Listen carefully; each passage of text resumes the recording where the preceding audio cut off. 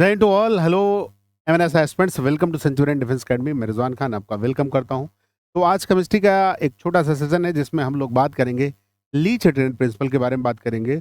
और ये principal board के हिसाब से बहुत इंपॉर्टेंट है, नीट के भी हिसाब से बहुत इंपॉर्टेंट है। तो इसलिए ओवरऑल अगर देखें तो ये एक इम्पॉर्टेंट टॉपिक है जिसको समझने में थोड़ा सा दिक्कत अगर होती है तो आज ये छोटा सा सेशन है जिसमें आपको ये कभी भी दिक्कत नहीं करने वाला होगा।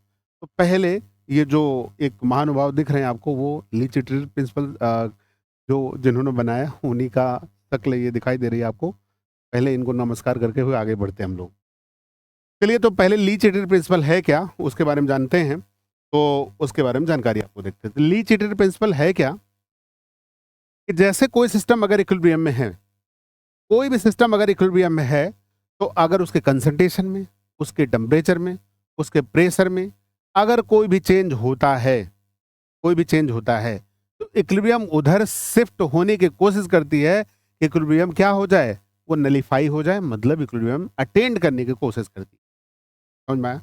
कंसंट्रेशन, टेम्परेचर, प्रेशर अगर कोई भी चेंज किया गया तो उसको बैलेंस करने के लिए जिधर मूव करना पड़ेगा वही जो है क्या कहलाएगा, ली चैटर्जी प्रिंसिपल कहलाएगा। तो ली चैटर्जी प्रिंसिपल में यही चीजें हैं जो बताई गई, मैंने बताया। जैसे मान लो वही चीज है कि मान लो कि जैसे अगर रोटी बनानी है, 10 रोटी बनानी है, आटा गूंथा गया है, 5 रोटी बन गई है, 5 का आटा बचा हुआ है, तो इसका मतलब इक्विलिब्रियम है। 5 रोटी बन गई, 5 आटा भी गूंथा गया 5 रोटी के लिए। अब मान लो आपको 10 रोटी बनानी है, तो अगर इक्विलिब्रियम में लाना है तो रिएक्शन किधर पे जाना पड़ेगा, बैकवर्ड जाना पड़ेगा। बैकवर्ड क्यों जाना पड़ेगा? क्योंकि अब 10 रोटी बनानी है तो 10 रोटी का आटा ऑलरेडी एक तरफ और तैयार होना चाहिए, तो रिएक्शन किधर जाएगी, बैकवर्ड जाएगी। और अगर मान लो रोटी, जैसे मान लो 2 बनी थी, 10 रोटी मतलब टोटल 10 रोटी का आटा है, 2 अगर बनी है तो 3 और, मतलब रिएक्शन किधर, फॉरवर्ड की तरफ जाएगी। यही है मतलब बैलेंस करने का। तो पहले यही समझ लो आप कि when a system at equilibrium, अगर कोई सिस्टम इक्विलिब्रियम में है तो subjected to state or strain in the form of temperature में चेंज किया गया, प्रेशर में चेंज किया गया, या वॉल्यूम में चेंज किया गया, या कंसंट्रेशन में चेंज किया गया, तो system move that direction in which the stress R strain is nullified. मतलब क्या होगा, उस नलीफाई होने की कोशिश की जाए, वहां पे उस डायरेक्शन में रिएक्शन प्रोसीड करती है, चाहे फॉरवर्ड हो चाहे बैकवर्ड हो। एक ये जनरल सी बात हो गई, डेफिनेशन हो गया। आगे बढ़ते हैं हम लोग। पहले आ गए कंसंट्रेशन पे, आ गए कि मान लीजिए अगर कंसंट्रेशन में कोई भी चेंज आपको करना है तो क्या फिर फर्क पड़ेगा कंसंट्रेशन में। कंसंट्रेशन वाला जो रोटी वाला एग्जांपल हमने दिया, बड़ा सिंपल सा एग्जांपल हो गया, उसी के सहारे जो है चलेगा। कि जैसे मान लो अगर आपको रोटी की संख्या ज़्यादा चाहिए तो आटा आपको ज़्यादा चाहिए, इसका मतलब बैकवर्ड में जाना चाहिए। रोटी आपकी कम बनी है, बढ़ाना है तो रिएक्शन फॉरवर्ड जाएगी, सिंपल सा मतलब है। तो अगर कंसंट्रेशन रिएक्टेंट का कम है, रिएक्टेंट का कंसंट्रेशन कम है तो रिएक्शन कैसे आएगी, बैकवर्ड। और कंसंट्रेशन ज़्यादा है तो प्रोडक्ट ज़्यादा मिलेगा। तो डिपेंड किस पे करेगा, कंसंट्रेशन पे। तो वही कह रहा है कि अगर concentration of product raise system move backward, अगर कंसंट्रेशन जो है प्रोडक्ट का ज़्यादा है तो रिएक्शन किधर आएगी, बैकवर्ड डायरेक्शन में। ठीक है। और अगर कह रहा है when the product concentration decrease, अगर प्रोडक्ट घट रहा है, प्रोडक्ट कम बन रहा है, तो कंसंट्रेशन कम हुआ तो रिएक्शन किधर जाएगी, भाई वही डायरेक्शन फॉरवर्ड होगा। बात है कि क्लियर है। कंसंट्रेशन अगर बढ़ा दो, कंसंट्रेशन अगर इंक्रीज किया आपने, कंसंट्रेशन रिएक्टेंट की मैं बात कर रहा हूं, अगर रिएक्टेंट की बात करो आप, तो अगर कंसंट्रेशन आपने इंक्रीज किया तो रिएक्शन किधर जाएगी, फॉरवर्ड की तरफ जाएगी। ठीक है, फॉरवर्ड की तरफ जाएगी। और अगर कंसंट्रेशन को आपने डिक्रीज किया तो रिएक्शन किधर जाएगी, बैकवर्ड की तरफ चलेगी। एकदम सिंपल सा तरीका है। तो रिएक्टेंट का कंसंट्रेशन आपने बढ़ाया, रिएक्शन फॉरवर्ड, रिएक्टेंट का कंसंट्रेशन कम किया, रिएक्शन बैकवर्ड। ठीक। और प्रोडक्ट का उल्टा कर दो उसका तो आराम से हो जाएगा। एक बात हुई कंसंट्रेशन का इफेक्ट हो। दूसरी बात करते हैं बच्चे, दूसरा इफेक्ट ऑफ टेम्परेचर। अब देखो टेम्परेचर का मैं सिंपल सी अगर हम बात करें, देखो एक चीज मैं पहले बता दूं फिर टेम्परेचर वाली बात अगर हम देखते हैं तो मैं टेम्परेचर की बात कर लेता हूँ, टेम्परेचर पे क्या फ़र्क पड़ेगा। तो देखो 2 टाइप के रिएक्शन है, एक है एक्ज़ोथर्मिक और एक है एंडोथर्मिक। अगर कोई रिएक्शन हो रही है जिसमें हीट रिलीज हो रही है तो एक्ज़ोथर्मिक है, जिसमें आपको हीट देने पड़ी वो क्या है, एंडोथर्मिक है। एक्ज़ोथर्मिक रिएक्शन में क्या होगा, हीट ऑलरेडी निकल रही है, तो इसलिए इसमें टेम्परेचर कैसा चाहिए, लो टेम्परेचर चाहिए। और अगर एंडोथर्मिक की बात करें जिसमें हीट आपको देनी पड़ रही है, तो उस रिएक्शन में ज़्यादा से ज़्यादा हीट आपको चाहिए, मतलब इस रिएक्शन को कराने के लिए हाई टेम्परेचर चाहिए। बात क्लियर है कि नहीं बताओ? तो टेम्परेचर इसमें हाई चाहिए, क्लियर बात है। एंडोथर्मिक रिएक्शन जिसमें हीट चाहिए तो उसमें ज़्यादा टेम्परेचर चाहिए, एक्ज़ोथर्मिक जिसमें लो टेम्परेचर चाहिए, मतलब चूंकि हीट वहाँ पे निकल ही रहा है ऑलरेडी। जैसे कहा जाता है अगर पानी में चूना डालें तो वहाँ पे हीट निकलना स्टार्ट हो जाती है। अब आपने गर्म पानी में अगर जो है चूना डाला तो वो धीरे जो है हीट निकलना स्टार्ट करेगी, ठीक है। चिल वाटर में अगर जैसे चूना डाले तो वो जल्दी से हीट निकलना स्टार्ट करेगी, क्योंकि लो टेम्परेचर पे रिएक्शन जो है वो फॉरवर्ड की तरफ जाएगी। यही टेम्परेचर का इफेक्ट है। तो अब आगे यही बात कर लेते हैं। तो आप देखो 2 टाइप के रिएक्शन है, अगर आप देखें एक्ज़ोथर्मिक और एंडोथर्मिक, इसी के बारे में बात करते हैं। अगर एक्ज़ोथर्मिक है तो टेम्परेचर, व्हेन टेम्परेचर इंक्रीजेज तो Kc जो इक्विलिब्रियम कांस्टेंट है वो डिक्रीज करेगा, तो system move in the backward direction. किसके लिए बात कर रहे हैं, किसके लिए बात कर रहे हैं, एक्ज़ोथर्मिक। चूंकि एक्ज़ोथर्मिक के लिए टेम्परेचर क्या चाहिए, लो चाहिए। तो यहाँ पे कह रहा है अगर टेम्परेचर बढ़ेगा तो Kc वैल्यू क्या करेगी, डिक्रीज करेगी, इक्विलिब्रियम कांस्टेंट जो है वो डिक्रीज करेगा, तो रिएक्शन किधर आएगी, बैकवर्ड आएगी। और टेम्परेचर अगर लो करेंगे तो फेवरेबल कंडीशन है। लो टेम्परेचर अगर एक्ज़ोथर्मिक में रखेंगे तो Kc इंक्रीज करेगा और सिस्टम किधर मूव करेगा, फॉरवर्ड डायरेक्शन में मूव करेगा। दूसरी बात, अगर एंडोथर्मिक रिएक्शन है तो एंडोथर्मिक में लोड चाहिए, एंडोथर्मिक में क्या चाहिए, हाई टेम्परेचर चाहिए ना बेटा। यहाँ पे हाई टेम्परेचर चाहिए, हाई टेम्परेचर चाहिए, तो हाई टेम्परेचर चाहिए यहाँ पे। तो इसमें क्या होगा, तो अगर टेम्परेचर इंक्रीज कर रहे हैं तो Kc वैल्यू इंक्रीज करेगी और सिस्टम किधर जाएगा, फॉरवर्ड में जाएगा। जाहिर सी बात है, जब हाई टेम्परेचर चाहिए, टेम्परेचर बढ़ा रहे हो तो Kc बढ़ेगा, Kc बढ़ेगा तो फॉरवर्ड डायरेक्शन। और अगर टेम्परेचर डिक्रीज कर रहे हो तो Kc डिक्रीज करेगा, और Kc डिक्रीज करेगा तो रिएक्शन किधर मूव करेगी, बैकवर्ड डायरेक्शन में। तो बात एक ही है, टेम्परेचर अगर बढ़ाया, अगर एक्ज़ोथर्मिक रिएक्शन है, एक्ज़ोथर्मिक के लिए क्या याद रखना है, लो टेम्परेचर। एंडोथर्मिक के लिए याद क्या करना है, हाई टेम्परेचर। तो ये टेम्परेचर का इफेक्ट हो गया। चलो आगे बढ़ते हैं। अब आते हैं प्रेशर का इफेक्ट पे आते हैं। प्रेशर के इफेक्ट पे आते हैं तो प्रेशर के इफेक्ट में क्या क्या दिक्कतें हो सकती हैं उनके बारे में जानते हैं हम लोग, ठीक है।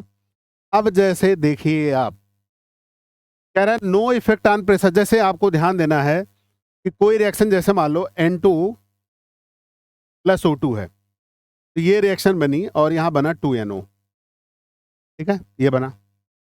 अब यहाँ पे ये देख चेक करना है आपको, ये चेक करना है, डेल्टा N निकालना है यहाँ पे। तो डेल्टा N जो है G का निकालना, मतलब यहाँ पे तो क्या होगा, N प्रोडक्ट माइनस N जो है रिएक्टेंट होता है, मतलब प्रोडक्ट के मोल माइनस प्रोडक्ट के रिएक्टेंट।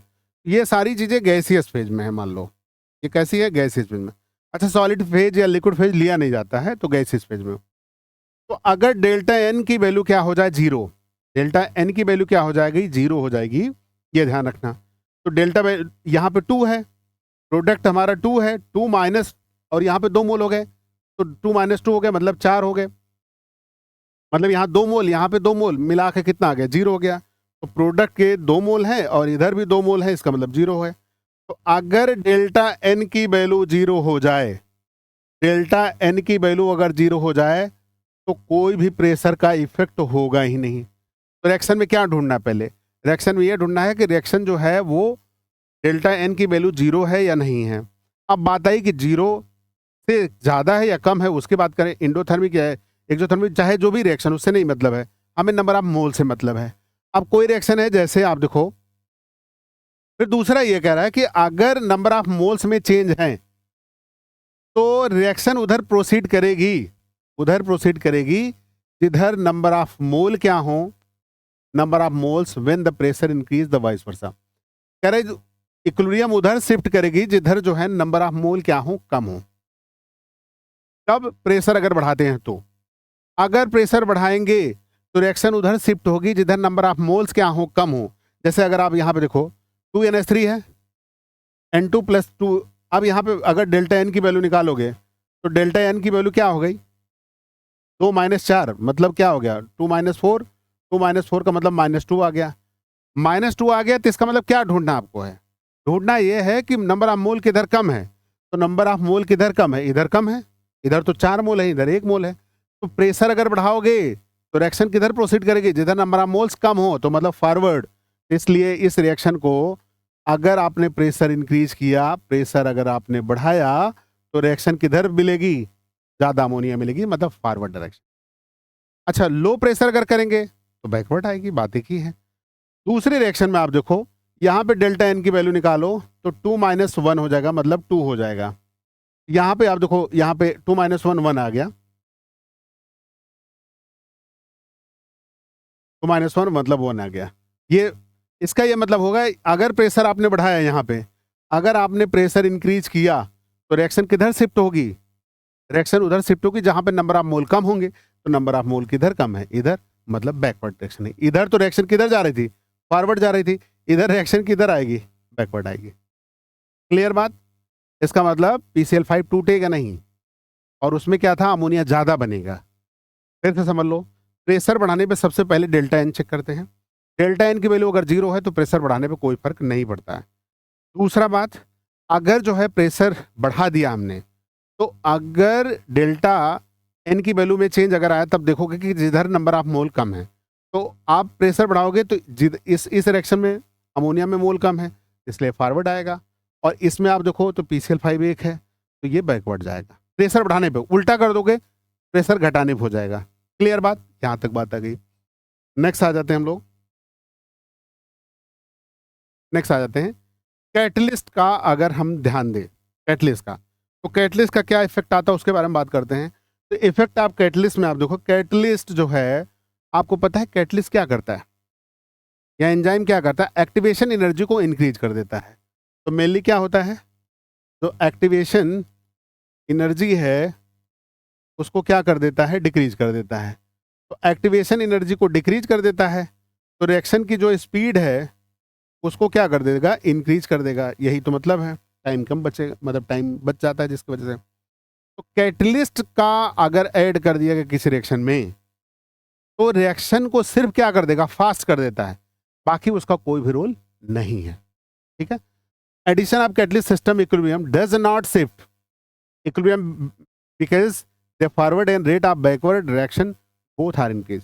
भाई रिएक्शन जो है फॉरवर्ड हो चाहे बैकवर्ड हो, दोनों जो है, उसका मतलब कैटलिस्ट का कोई रोल इक्विलिब्रियम पर नहीं होता। बस रिएक्शन को क्या कर देगा, फास्ट करा देगा, इक्विलिब्रियम में जल्दी लाने का काम कर देगा, बस इतना। ये तीसरा हो गया हमारा। पहले हम लोग ने पढ़ा टेम्परेचर का इफेक्ट, कंसंट्रेशन का इफेक्ट पढ़ा, फिर प्रेशर का पढ़ लिया, और उसके बाद किसका पढ़ लिया, कैटलिस्ट का पढ़ लिया। अब नेक्स्ट आते हैं, नेक्स्ट आते हैं हम लोग कि अगर इनर्ट गैस, ये इसमें बड़ा कंफ्यूजन होता है, तो इसके लिए तैयार है। इनर्ट गैस अगर ऐड कर दिया तो क्या होगा। अब आप देखो, इनर्ट गैस अगर ऐड कर दिया तो पहला कंडीशन है कि addition of inert gas at constant volume. अगर वॉल्यूम को आपने क्या कर दिया, कांस्टेंट कर दिया, इनर्ट गैस ऐड कर रहे हैं, साथ में क्या किया, वॉल्यूम को क्या कर दिया, कांस्टेंट कर दिया गया। अच्छा, वॉल्यूम का कांस्टेंट का मतलब क्या हो गया कि डेल्टा एन की वैल्यू क्या हो जाए, 0। यही तो मतलब हुआ, डेल्टा एन की वैल्यू 0, तो इसका मतलब नंबर ऑफ मोल दोनों तरफ बराबर है, तो इसका मतलब वॉल्यूम बराबर है। तो इसका मतलब है कि अगर total pressure of the system increase but partial pressure of each reactant and product same, hence no effect. तो कुल मिलाकर सिर्फ एक ही बात याद रखो, कोई भी फर्क नहीं पड़ेगा, क्योंकि नंबर ऑफ मोल्स बराबर हैं दोनों तरफ।